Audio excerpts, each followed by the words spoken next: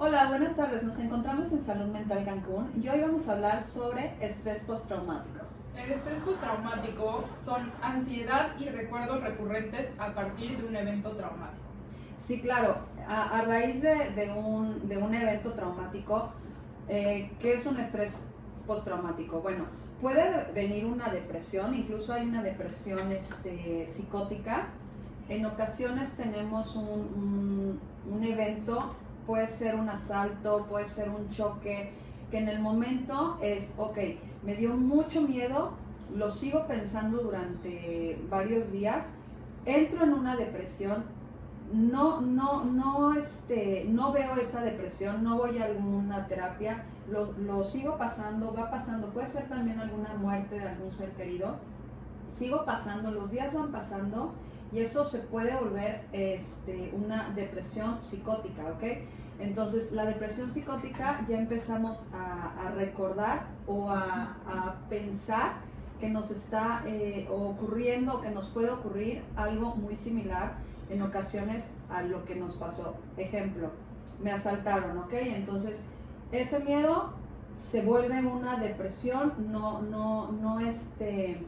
no veo este asalto, no veo este miedo que me está ocurriendo, no lo veo en terapia con nadie, entonces va pasando el tiempo y esa depresión empieza a ser psicótica.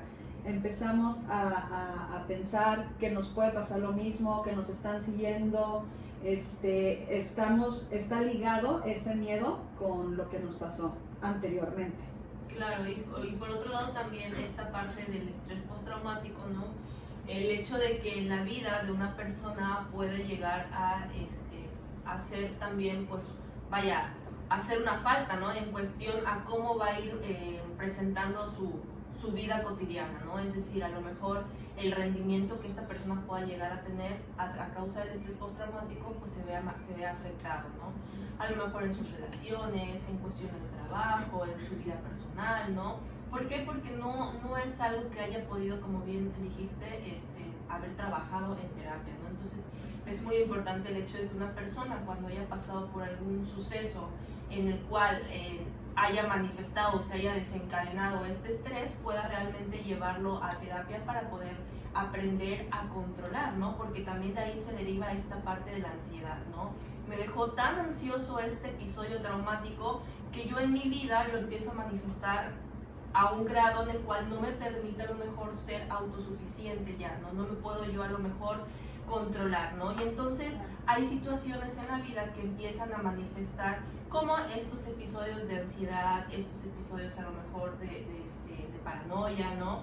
Entonces no puedes tú realmente estar de acuerdo a lo que normalmente tú hacías antes de que sucediera este estrés. Como si llegaras prácticamente a no ser tan funcional, ¿no? Exactamente. Porque está todo, existe siempre algo que prevalece a los pacientes que inclusive mencionan un miedo constante, ¿no? Que es lo que más atrapa a la persona, porque quizá en los casos más clásicos, ya sea robo o algún accidente. Entonces, ¿qué pasa? Estoy como generando el hecho de que el temor, el miedo, inclusive desde volver a subirme a un carro.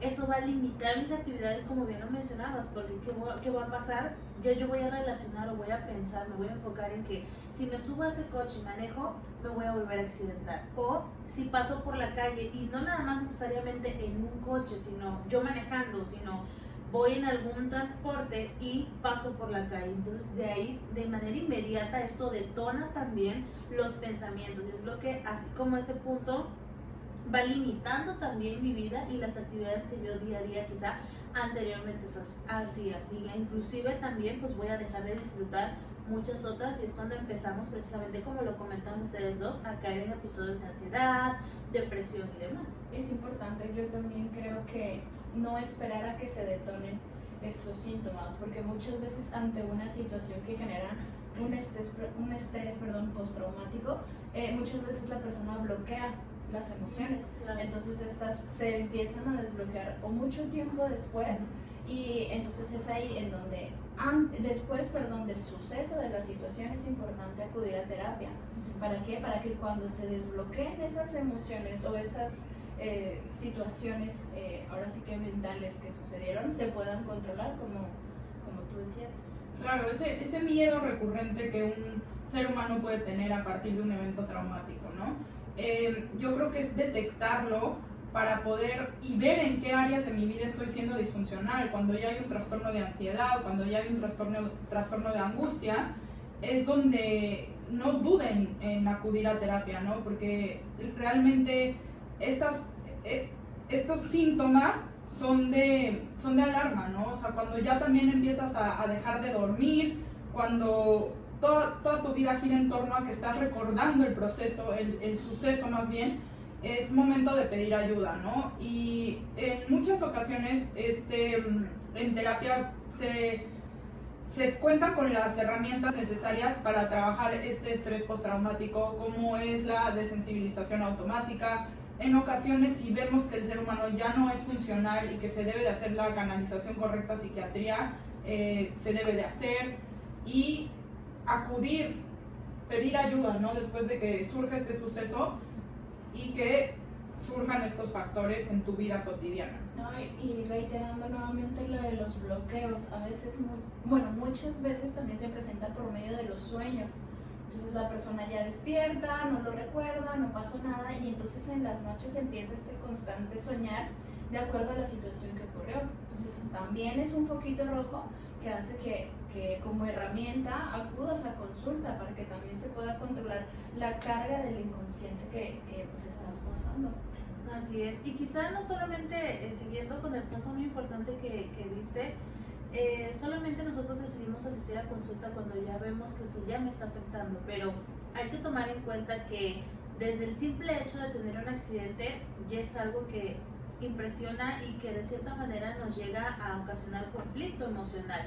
Desde el hecho de que quizá la persona o algún familiar se muere, o como muchos pacientes se mueren en mis brazos o yo estaba ahí, también genera un conflicto. Entonces, el iniciar un proceso cuando esto haya pasado también es muy importante, porque precisamente me ayudan a cómo ir llevando yo a superar esta pérdida, hasta el hecho de que pasó un accidente, cómo puedo manejarlo, porque precisamente es lo que justo comentabas.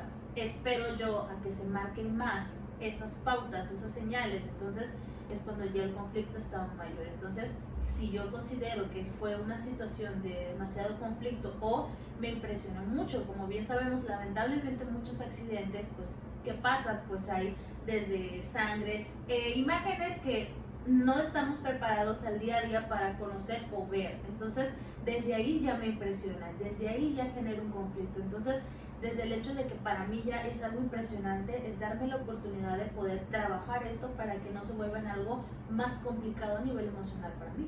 Claro, y fíjate, hoy en día esto es muy común, ¿no? Sobre todo por lo que estamos viviendo, porque la pandemia ha traído a muchas personas justamente esto, ¿no? El estrés postraumático, y esto ha generado que obviamente en la familia genere también estrés, ¿no?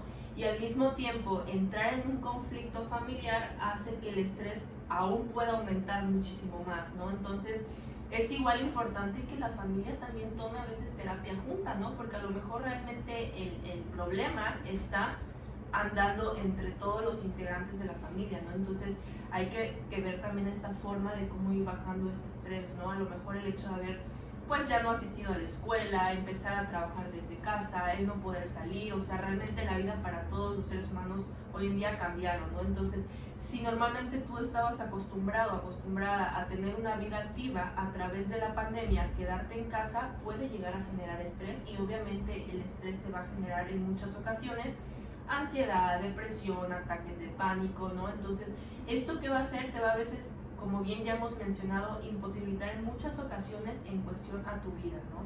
Entonces, no esperar a que se desate esta parte de estrés, ¿no? Porque al final de cuentas, creo que las personas siempre dicen, bueno, pues estrés tenemos todo. Y sí, realmente todos tenemos estrés, ¿no? Nos estresamos por cualquier situación. Pero también hay que aprender a reconocer en qué momento este estrés ya está atravesando más allá de mis posibilidades, ¿no? Es decir, de cómo yo realmente pueda llegar a controlar este estrés. Si ya no me está permitiendo ser controlable, entonces ahora sí es cuando tengo a lo mejor que empezar a pensar, bueno, ¿qué está pasando conmigo? Y el acudir a terapia, ¿no? O por otro lado también no permitir que llegue a pasar esto, ¿no? También es importante mencionar, hay situaciones que en la infancia te pudieron llegar a provocar estrés y a lo mejor durante tu vida de adulto pues no las recuerdas, ¿no? Y entonces hay situaciones que no te permite avanzar y quizás esto está generando en ti justamente este estrés, ¿no? Por algún episodio traumático. Y el ir a terapia, trabajarlo, puede a lo mejor ahí surgir, ¿no? Y ver desde dónde está la raíz, qué es lo que está pasando contigo para poder empezar a trabajar con eso, ¿no? Justo lo que mencionas, ¿no?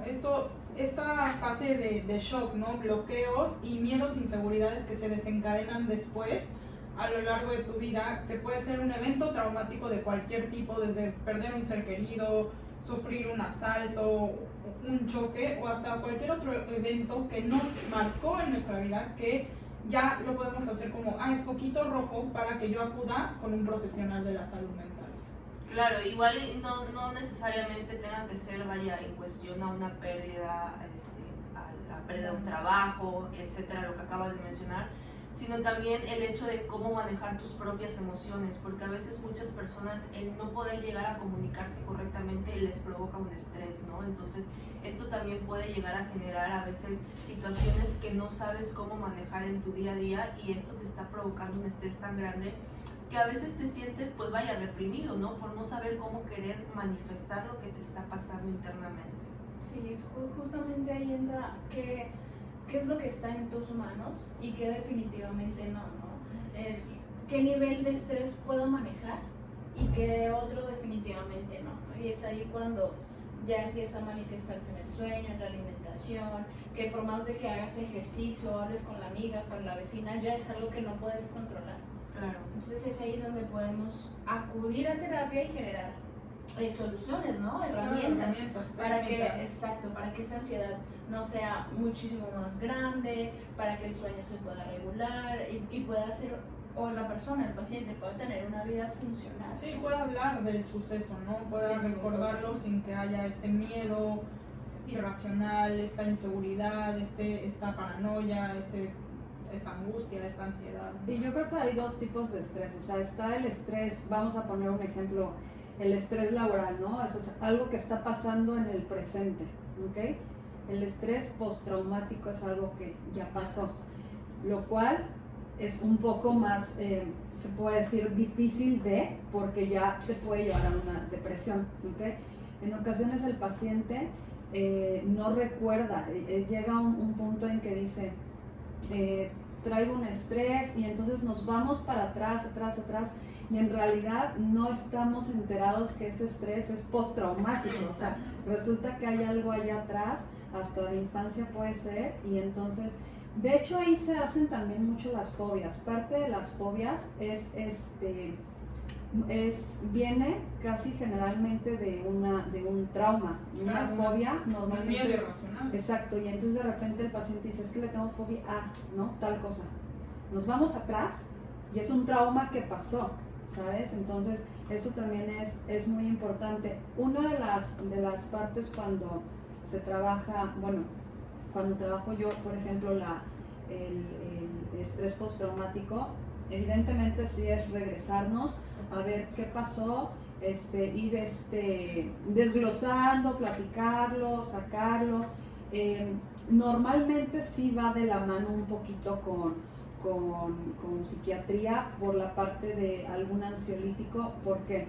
Porque sí, entonces, sí, porque además lo que empezamos a hacer es, en mi caso también algo que hago mucho es empujar al paciente a que se enfrente a su miedo, ¿ok? Entonces, si fue un asalto y entonces a raíz del asalto me da miedo salir sola, exacto, salir solo, entonces no arrojaría al paciente a la primera sesión, te sales, no, o sea, obviamente esto es prepararlo. Es irlo preparando poco a poco, incluso agarrado de la mano con un ansiolítico, para que entonces cuando llegue el momento de exponer, y así yo le llamo como tu graduación, exponer sea un impacto menos traumático. Exacto. Menos fuerte. Menos Claro, fuerte. ¿cierto? Toda esta parte de exposición, de estigmatización, para darle también las herramientas al paciente. Y cuando estamos trabajando el estrés postraumático que se desencadenó mucho antes, después de que se hizo la correcta indagación, pues es ahí donde, ok, es que ciertos comportamientos, tengo relaciones disfuncionales, tengo miedo a hablar en público, lo encontramos de dónde viene, ¿no? Y es importante que cuando ocurra una situación que causa un estrés postraumático, no se minimicen emociones, porque muchas veces pasa de, no, pues voy a estar bien, se me va a pasar, yo estoy bien, y lo bloqueo. Y entonces, ¿qué pasa? Que toda situación que genera este estrés postraumático, trae secuelas, todas, por más mínima. ¿Por qué? Porque fue una situación, como bien lo dice, traumática. Entonces es importante que no se minimice, y por más poco chocante que haya sido, chocante me refiero a impactante emocionalmente, pues que haya una herramienta de solución, ¿no? Como acudir a terapia. Por eso yo los invito a todas las personas que están viendo este video que me sigan en mis redes sociales y a las redes sociales de mis compañeras, con más videos los viernes con información educativa de psicología. Así que me pueden seguir en mis redes sociales como Psic Juliana Navarrete. A mí en Facebook como Psic Ana Sofía Leal Reyes y en Instagram como Psic Sofía Leal. A mí en Facebook me encuentran como Psic Belinda García Montellano y en Instagram como Me Gusta Ir a Terapia. A mí como Psic Alejandra Pérez Santiago en Facebook y en Instagram como Psic_Alejandra Pérez. A mí me encuentran como Psic Cintia Flores Aburto en Facebook y en Instagram. Nos vemos en el próximo video.